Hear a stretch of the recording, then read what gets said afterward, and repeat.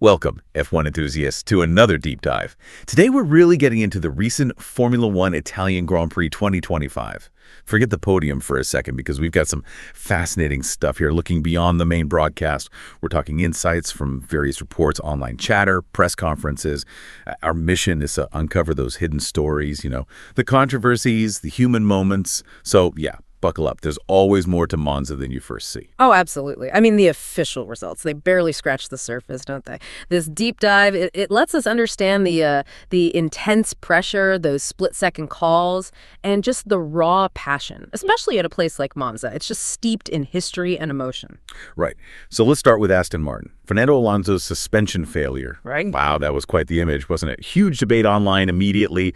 Driver error, pushing too hard on the curb, or was it just mechanical? Yeah, and that really gets to the heart of it, doesn't it? That fine line. Where does driver input end and equipment failure begin? We looked at the data, and, well, other drivers like Norris, Antonelli, even Stroll, his teammate, they hit that same curb. Some put, more than half the car over it, apparently, and nothing. No issues. And Alonso himself, he said in the media pen, the Corralito, he was adamant, I didn't do anything different all weekend. His suspension had handled tougher curbs before, Qatar, Austria, places notorious for that kind of thing. So it wasn't just about pushing limits, maybe something else was underlying. It certainly raises questions about reliability, doesn't it? Balancing that aggressive design with making sure it actually holds together. Especially critical for their championship hopes. And his radio message right after. You could hear the frustration. Suspension failure. Then almost disbelief. This is incredible. How many points have we lost today? Yeah, and the engineers estimate probably 6. Ouch! It just adds to this narrative, doesn't it? Some are calling it the curse of Sundays for Spanish drivers. Or maybe just Aston Martin losing points from strong positions. Like Monaco all over again. He looked absolutely gutted in the garage afterwards. Just crestfallen. And it wasn't their only issue, was it? Aston Martin had a double dose of trouble. No, exactly. Lance Stroll's pit stop. 16 seconds. 16? That's an age in F1 terms. What happened there? Well, reports say it was an issue with the front left tire, and the pit light wasn't working. You heard the radio exchange, right? Stroll yelling, "The light isn't working!" And the team just comes back with, "The car is fine, Lance!" Huh. Not exactly helpful in the moment, is it? Highlights that communication pressure cooker. Totally. And apparently Stroll was, let's say, very brief with the media afterwards, even for him. Okay, maybe he wouldn't have scored points anyway, but it just paints this picture of a team, struggling a bit with execution on the day. And speaking of struggles, there were hints about Alonso's physical state, too, beyond the car. After qualifying, there were images of him talking quite animatedly with someone from the team, and he was making gestures, pointing to his back. You remember he had that back pain issue back around Hungary, right? Yeah, exactly. So you wonder, was it lingering? Or maybe just discussing seat comfort, adjustments, that kind of thing? He was definitely pointing lower back. It just underscores the sheer physical demand, doesn't it? Even for a veteran like Alonso, these cars are brutal. Every little thing, every adjustment, it all counts towards finding that edge or just being comfortable enough to perform. On a slightly lighter note, though, seemed like some team members were trying to change their luck. Or maybe just embracing the Monza atmosphere. Yes. Fernando's physio, Antonelli, completely shaved head, and Mikey Brown, his #1 mechanic, did the same. A bit of pre-race superstition, maybe. Or just team bonding under pressure. Who knows? Shows that human side. Exactly. Those little moments. Okay, shifting gears now. Let's talk about another driver who had a really tough weekend. Franco Colapinto in the Alpine. Monza's all about top speed, right? And the Alpine just wasn't quick there.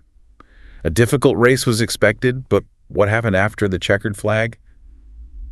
That was something else. Oh, absolutely remarkable. And worrying, frankly. After he finished completely drained, he forgot to switch off the car. Forgot the shutdown procedure. Yeah. Basic stuff, but he was just that exhausted. His teammate, Pierre Gasly, actually had to come over and kill the electrical current for him. Standard procedure, prevents battery drain, but Gasly had to do it. Wow, that really shows how much he must have pushed. And it gets more concerning. Reports from the media pen. Apparently his voice was really weak. He looked unwell. One journalist said Franco almost fainted right there while answering questions. No way. Yeah. Closed his eyes for a moment. And the Alpine press officer and another reporter had to physically support him. You could see the concern. That's intense. It really brings home the physical toll, doesn't it? Definitely. Monza might look simple, not many corners, but the low downforce setup means less grip in fast corners, constant tension, high speeds, the heat. It all adds up. It leads to massive fatigue, dehydration. These guys are elite athletes, but even they have limits. Did he recover okay? Thankfully, yes. After some water and a few minutes rest, he seemed to recover and walked away okay. But it's a stark reminder of how close to the edge they operate. And leave it to the Tifosi to find the humor in it? There was that banner, wasn't there? Yes. Franco never stopped dreaming, but with pictures of him sleeping. Classic Italian fan humor. A bit cheeky, maybe, referencing how knackered he looked. Shows they notice everything, even the new guys. They really do. Which brings us neatly to the Tifosi themselves. Ah, yes. You simply cannot talk about the Italian Grand Prix without talking about the Tifosi. Ferrari's fans. They're legendary. It's more than fandom, isn't it? The sources describe it as an absolute religion. Ferrari is everything. The drivers are treated like icons, almost godlike figures. Jesus, one report said, and Fred Vasseur as the Pope. It's that level of passion. And what's amazing is how it extends even to future Ferrari drivers. Right. Lewis Hamilton, not even in red yet, got this incredibly warm welcome, kisses from fans, adoration. And he played up to it, mimicking, blessing them, touching their hats like he was the Pope. It was quite a scene. A little preview of 2026, maybe? Definitely a taste of what's to come for him. And the fan interactions. Yeah. Some were just brilliant. LECLERC signing Bushes. That went viral instantly. And that fan getting George Russell to sign a photo of LECLERC overtaking him, that takes some nerve. Only for Russell to then scribble all over LECLERC's car in the photo. Playful rivalry, but still audacious. It just shows the unique personality of the sport, the drivers, the fans. It's not just cars going around a track. Even Kimi Antonelli, the rookie, apparently got asked to sign someone's forehead. Someone's forehead, seriously. Yeah. The report joked it might be the most valuable skull in Italy now. He looked a bit bewildered, but went along with it. Good sport. Incredible. And then, of course, the fly past. The Italian Air Force jets. Electrifying. That roar, the colors, combined with the crowd noise, it's just pure Monza energy. You feel it. Absolutely. Sends shivers down your spine every time. Okay, let's look behind the scenes a bit. Those little moments you don't always catch. Like Lewis Hamilton after the race, checking his own front wing end plate, like he was one of the mechanics. It just shows that connection they have, right? Always assessing, always thinking about the car. It's instinctive for them. And he wasn't just inspecting, he was pulling pranks too. Ah, yes, the bathroom message. Left a note for Kimi Antonelli in the Mercedes motorhome. Louis estuvo aquí. Louis was here. Classic cheeky Hamilton. Keeps things light, I guess. And speaking of rivalries, even off-track ones, LECLERC and Sainz had their own little race. Yeah. During Sainz's usual Thursday track cycle on his road bike, LECLERC apparently showed up on a mountain bike and just sprinted to catch him. On a mountain bike. Yeah. Against a road bike. Exactly. Sainz was laughing. LECLERC apparently joked, Carlos is stronger than me. But, you know, that competitive fire is always there. Even on bicycles. It just shows, doesn't it? They're wired differently. Always competing. And Monza was also a landmark race in F1 history, wasn't it? That's right. Pirelli's 500th Grand Prix in Formula One. Big milestone for them. They had that family photo on the Man Straight. Nice moment. And also an end of an era with Honda saying goodbye to Sauber after, 20 years? Yeah, a long partnership. And then there was that funny moment between Vasseur and Toto Wolff. Oh, the joke about swapping teams? Exactly. Apparently saying they were tired of their teams and should just change for the rest of the season to avoid having heart attacks. Huh. A bit of gallows humor, maybe. Shows the insane stress levels these team principals are under. Definitely. A moment of needed lightness in that pressure cooker. And while we're on team principals and teams, good to shout out the feeder series too. Absolutely. Campos Racing, big congrats to them. Formula 3 champions. Mari Boya, third overall in F3. And Pepe Marti doing well in F2. Lots of talent coming through. Okay, let's get into some of the controversy, or at least the talking points. That new checkered flag procedure. What was that all about? Ah, yes. Trying to avoid, let's say, mishaps with VIPs waving the flag. Right. So now a steward waves the real flag from up high, and the VIP gets a sort of dummy flag. A plate controller without a cable was how one source put it. It's pragmatic, I suppose. Solves a recurring issue, ensures the flag is waved properly, but still lets the VIP have their moment, their photo op. A bit less romantic, maybe. But F1 is about precision. Even in ceremonies now, it seems. Reflects the control F1 likes to have over its image, perhaps.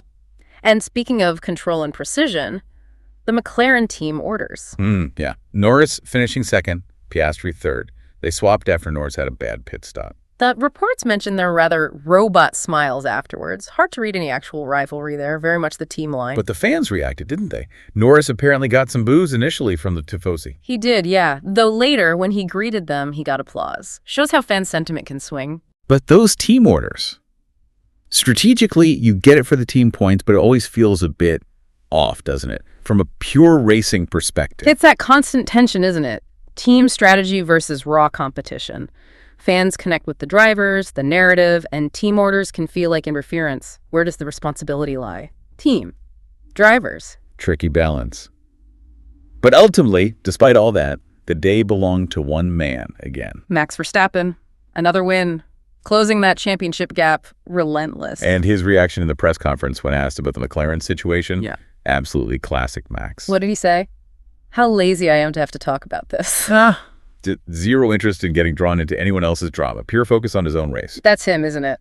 Direct. Maybe a bit weary of the media circus around things that aren't pure racing. Just wants to drive. The Red Bull victory photo was interesting, too. Different dynamic. Yeah, first one without Christian Horner front and center. Lauren Merkes was there as team principal. Apparently, he was a bit reluctant initially, had to be encouraged to take that central spot. A visual shift in leadership, perhaps. Seems like it. And Yuki Tsunoda was in the photo too, but kind of very apart, as one source noted, reflecting his tough race maybe. Subtle visual cues, but they tell a story about the team dynamics. Definitely. And that final image, Verstappen celebrating on Ferrari's turf, surrounded by a sea of red. And the Tifosi singing his name. Du Max Verstappen, echoing around the grandstands. That speaks volumes, doesn't it? It really does. Transcends team loyalty. Just pure respect for dominance, even at the home of their rivals. So from Alonso's car letting him down, to Colapinto pushing himself to the absolute limit. To the sheer unbridled passion of the Tifosi, those behind-the-scenes moments, the controversies. Monza 2025 really did have it all. High drama, human struggle, everything F1 encapsulates. And it leaves you thinking, doesn't it? You have this deep, almost religious devotion that Tifosi have for Ferrari. It's ingrained. But then you see Verstappen's utter dominance, even here at their temple, and you saw the reaction, that grudging, maybe even growing respect. Have the Tifosi maybe, just maybe, found a new pope to admire, even if he doesn't wear red? That is definitely something to mull over. Fascinating thought to end on. Join us next time for another deep dive into the stories behind the F1 headlines.